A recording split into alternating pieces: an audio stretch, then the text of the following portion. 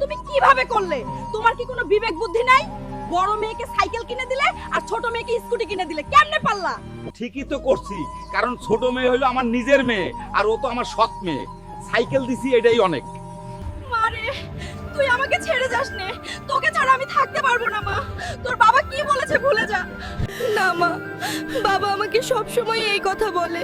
তুমি আমাকে দোয়া করো মা, আমি প্রতিষ্ঠিত হয়ে আবার তোমার কাছে ফিরে আসব। বাবাকে আমি এত ভালোবাসার পরেও আজ নিজের মেয়ে না বলে আমাকে সহ্য করতে পারে না, সব সময় অবহেলা করে।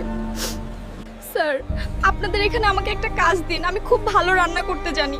এছাড়াও যে কোনো কাজ দিলেও আমি করতে পারবো, প্লিজ দয়া করুন। আমাদের একজন বাবুর্চি লাগবে।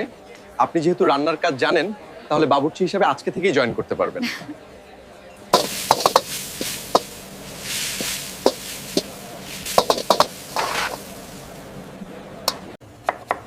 সাদিয়া, তোমার বাড়ি থেকে কল এসেছে।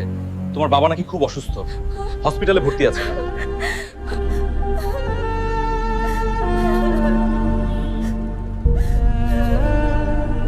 ডক্টর, আমার বাবার কি হয়েছে? আপনার বাবার অপারেশন করতে হবে, তার দুটোই কিডনি ড্যামেজ হয়ে গেছে। অপারেশনের জন্য কত টাকা লাগবে? কমপক্ষে 10 লাখ টাকা জমা করতে হবে, তারপর আপনার বাবার অপারেশন শুরু হবে। তুমি কেঁদো না মা, একটা না একটা ব্যবস্থা হয়েই যাবে। আল্লাহর উপর ভরসা রাখো মা। বোন, বাবা তো সব সম্পত্তি তোর নামেই লিখে দিয়েছে। এই মুহূর্তে বাবার চিকিৎসার জন্য কিছু জমি আমাদের বিক্রি করতে হবে।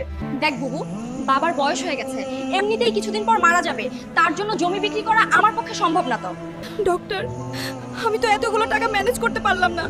আমি কিডনি দিব, আপনি অপারেশনের ব্যবস্থা করুন। কি ব্যাপার নার্স, আমার মেয়ে আসেনি?